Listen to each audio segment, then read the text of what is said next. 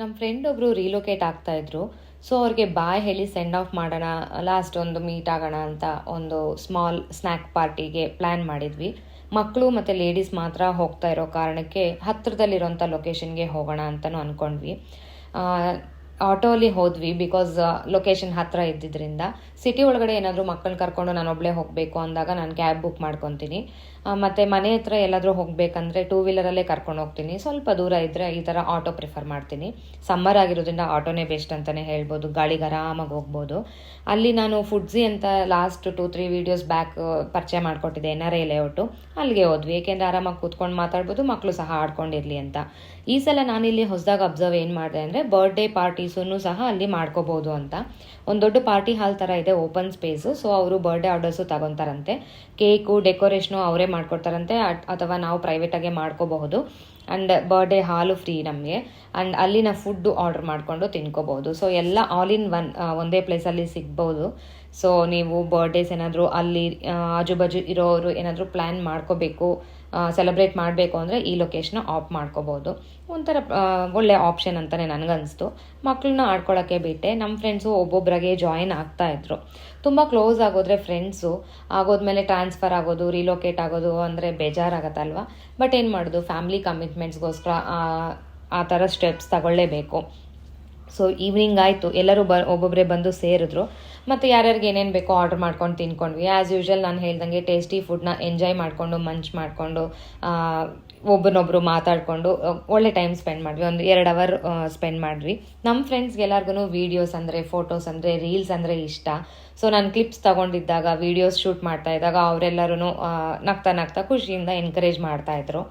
ನಾವಿಲ್ಲಿ ಈ ಸಲ ಡಿಫ್ರೆಂಟ್ ಐಟಮ್ಸ್ನ ಟ್ರೈ ಮಾಡಿದ್ವಿ. ಲಾಸ್ಟ್ ಟೈಮ್ಗಿಂತೂ ಈ ಟೈಮ್ ಹೊಸ ಹೊಸ ಐಟಮ್ಸು ಇಂಟ್ರೊಡ್ಯೂಸ್ ಮಾಡಿದ್ರು. ಸೊ ಅವನ್ನೇ ಟೇಸ್ಟ್ ಮಾಡೋಣ ಅಂತ ಅಂದ್ಕೊಂಡೆ. ನನ್ನ ಫೇವ್ರೆಟ್ ಸ್ಪಾಟ್ ಇಲ್ಲಿ ಫುಡ್ಸಿಯಲ್ಲಿ ಏನಪ್ಪ ಅಂದರೆ ತಂದೂರ್ ಗ್ರಿಲ್ಲು. ಇಲ್ಲಿ ಈ ಸಲ ಗ್ರಿಲ್ಡ್ ಪೈನಾಪಲ್ಲು, ಗ್ರಿಲ್ಡ್ ಬ್ರಾಕ್ಲಿ ಮತ್ತು ಸ್ವೀಟ್ ಕಾರ್ನ್ BBQ 3 ಟ್ರೈ ಮಾಡಿದೆ.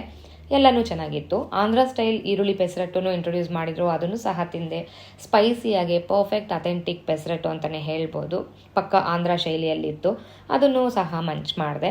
ಮತ್ತು ನನ್ನ ಮಗನಿಗೆ ನಾನು ನೆನ್ನೆ ಎಲ್ಲ ತಲೆ ತಿಂತಾಯಿದ್ದೆ, ಒಂದು ಕ್ಲಿಪ್ ತೆಗಿ, ಒಂದು ವೀಡಿಯೋ ತೆಗಿ ಅಂತ. ಪಾಪ ಬೈಕೊಂಡಿರ್ತಾನೆ ಅವನು. ಇಲ್ಲಿ ಹೊಸದಾಗೆ ಆರೆಂಜ್ ಫ್ಲೇವರ್ಡ್ ಚಿಲ್ಲಿ ಪನ್ನೀರ್ ಅಂತಲೂ ಇಂಟ್ರೊಡ್ಯೂಸ್ ಮಾಡಿದರು, ಅದು ಸಹ ಸಖತ್ತಾಗಿತ್ತು. ಲಾಸ್ಟಲ್ಲಿ ಡೆಸರ್ಟ್ ಮತ್ತು ಡ್ರಿಂಕ್ ಕುಡಿದ್ಬಿಟ್ಟು ಸ್ವಲ್ಪ ಹೊತ್ತು ನಿಂತ್ಕೊಂಡು ಮಾತಾಡ್ತಾ ಇದ್ವಿ. ನಿಮ್ಗೆಲ್ಲರಿಗೂ ಗೊತ್ತೇ ಇದೆ, ಒಂದಷ್ಟು ಲೇಡೀಸ್ ಒಂದು ಹತ್ರ ಸೇರಿದ್ರೆ ಅದಕ್ಕೆ ಎಂಡೇ ಇರಲ್ಲ, ಮಾತು ಬರ್ತಾನೆ ಇರುತ್ತೆ, ಮಾತಾಡ್ತಾನೇ ಇರ್ತೀವಿ. ನಾವು ಯಾವಾಗ ಮೀಟ್ ಆದ್ರೂ 1 ಅಥವಾ 2 ರೀಲ್ಸ್ ಮಾಡ್ಕೊತೀವಿ. ಸೊ ನೆನ್ನೆನೂ ಸಹ ಅಲ್ಲಿ ಫೋಟೋಸ್ ಆಯಿತು, ರೀಲ್ಸ್ ಆಯಿತು. ಇದಾಗಿತ್ತು ನೆನ್ನೆ ವ್ಲಾಗ್. ಇದು ಇವತ್ತಿನ ಬೆಳಗ್ಗೆ ವ್ಲಾಗ್.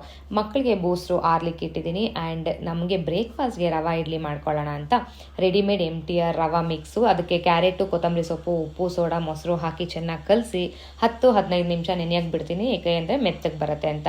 ಈ ಕಡೆ ಯಜಮಾನ್ರ ಬಾಕ್ಸ್ಗೆ ಚಪಾತಿ ಮತ್ತು ಬಟಾಣಿ ಆಲೂ ಗ್ರೇವಿ ಮಾಡೋಣ ಅಂತ ಬಟಾಣಿ ಆಲೂಗಡ್ಡೆನ ಕುಕ್ಕರಲ್ಲಿಟ್ಟು ಬೇಯಿಸ್ತಾ ಇದ್ದೀನಿ. ಚಪಾತಿ ಇಟ್ಟು ಕಲಸಿದ್ದೀನಿ, ಅದು ನೆನೀತಾ ಇದೆ. ಇವತ್ತು ಮಗನಿಗೆ ಸ್ಕೂಲ್ ಇಲ್ಲ, ಸೊ ಅವನಿಗೆ ಬಾಕ್ಸ್ ಪ್ಯಾಕ್ ಮಾಡೋ ಅವಶ್ಯಕತೆ ಇಲ್ಲ.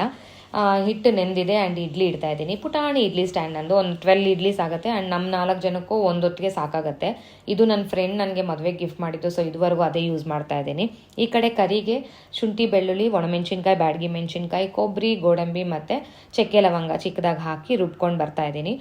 ಇಲ್ಲಿ ಬಾಣಲಿಯಲ್ಲಿ ಈರುಳ್ಳಿ ಮತ್ತು ಟೊಮೆಟೊನ ಚೆನ್ನಾಗಿ ಬಾಡಿಸಿ ಈ ಮಾಡ್ಕೊಂಡಿರೋಂಥ ಮಸಾಲ ಪೇಸ್ಟ್ ಹಾಕಿ ಹಸಿ ವಾಸನೆ ಹೋಗೋ ತನಕ ಫ್ರೈ ಮಾಡಬೇಕು. ಆದಮೇಲೆ ಬೇಕಾದಷ್ಟು ನೀರು, ಬೇಯಿಸ್ಕೊಂಡಿರೋಂಥ ಆಲೂಗಡ್ಡೆ ಮತ್ತು ಬೇಯಿಸ್ಕೊಂಡಿರೋ ಬಟಾಣಿ, ಸ್ವಲ್ಪ ಕೊತ್ತಂಬರಿ ಸೊಪ್ಪು ಹಾಕಿ ಕನ್ಸಿಸ್ಟೆನ್ಸಿ ಅಡ್ಜಸ್ಟ್ ಮಾಡಿಕೊಂಡು ಕರಿನ ಬಾಯ್ಲ್ ಮಾಡಿದ್ರೆ ಕರಿ ರೆಡಿ ಆಗುತ್ತೆ. ಸೊ ಇಡ್ಲಿ ರೆಡಿಯಾಗಿದೆ. ಇಡ್ಲಿಗೆ ಆಲೂಗಡ್ಡೆ ಸಾಗು ಮತ್ತು ಕಳೆಪಪ್ಪು, ಕೊಬ್ಬರಿ ಯೂಸ್ ಮಾಡಿ ಚಟ್ನಿ ರೆಡಿ ಮಾಡಿದ್ದೀನಿ. ನಮ್ಮವ್ರಿಗೆ ಸ್ವಲ್ಪ ಗ್ರೇವಿ ಥರ ಇರಬೇಕು, ಡ್ರೈ ಐಟಮ್ಸ್ ಇರಬಾರ್ದು. ಸೊ ಈ ಥರ ಇಡ್ಲಿಗೆ ಚಟ್ನಿ ಸಾಗು 2 ಮಾಡಿದೆ. ಚಪಾತಿಗೆ ಗ್ರೇವಿ ರೆಡಿಯಾಗಿದೆ ಆ್ಯಂಡ್ ಚಪಾತಿ ಹಿಟ್ಟು ರೆಡಿ ಇದೆ. ಸೊ ಇನ್ನು ಚಪಾತಿ ಮಾಡಿ ಪ್ಯಾಕ್ ಮಾಡೋದು ಅಷ್ಟೇ. ಸೊ ಇಲ್ಲಿ ಪ್ಯಾಕಿಂಗ್ ಮಾಡ್ತಾ ಇದ್ದೀನಿ. ಇವತ್ತು ಚಪಾತಿ ಮತ್ತು ಕರಿ, ಸಲಾಡ್ಗೆ ಕ್ಯಾರೆಟ್ ಮತ್ತು ಮಾವಿನಕಾಯಿ ಇಟ್ಟಿದ್ದೀನಿ. ಸೀಸನ್ ಆಗಿರೋದ್ರಿಂದ ಮಾವಿನಕಾಯಿನ ತಿನ್ನಲಿಕ್ಕೆ ಉಪ್ಪು ಮತ್ತು ಅಚ್ಕಾರದ ಪುಡಿನ ಈ ಥರ ಸ್ಪ್ರಿಂಕ್ಲರ್ ಹಾಕಿ ಲಂಚ್ ಬ್ಯಾಗಲ್ಲಿ ಪರ್ಮನೆಂಟಾಗಿ ಇಟ್ಬಿಡ್ತೀನಿ. ಸೌತೆಕಾಯಿ ಏನಾದರೂ ಇದು ವೆಜಿಟೇಬಲ್ಸ್ ಫ್ರೂಟ್ಸ್ ಇಟ್ಟಾಗ ಅವರು ಸ್ಪ್ರಿಂಕಲ್ ಮಾಡ್ಕೊಂಡು ತಿನ್ನಲಿ ಅಂತ. ಇದೊಂದು ಚಿಕ್ಕ ಮೂಮೆಂಟ್ ನಿನ್ನೆ ಕ್ಯಾಪ್ಚರ್ ಮಾಡಿದೆ, ಕ್ಯೂಟ್ ಅನಿಸ್ತು. ಅದಕ್ಕೆ ನಾನು ಟಿಫನ್ ತಿಂತಾ ಇರಬೇಕಾದ್ರೆ ನನ್ನ ಚಿಕ್ಕ ಮಗ ಬಂದು ಅದರಲ್ಲಿರುವಂಥ ಸಾಸಿವೆನ ಬಾಲ್ಸ್ ಅಂತ ಆರಿಸ್ಕೊಂಡು ತಿಂತಾನೆ. ಸೊ ಇದಾಗಿತ್ತು ಇವತ್ತಿನ ವ್ಲಾಗ್.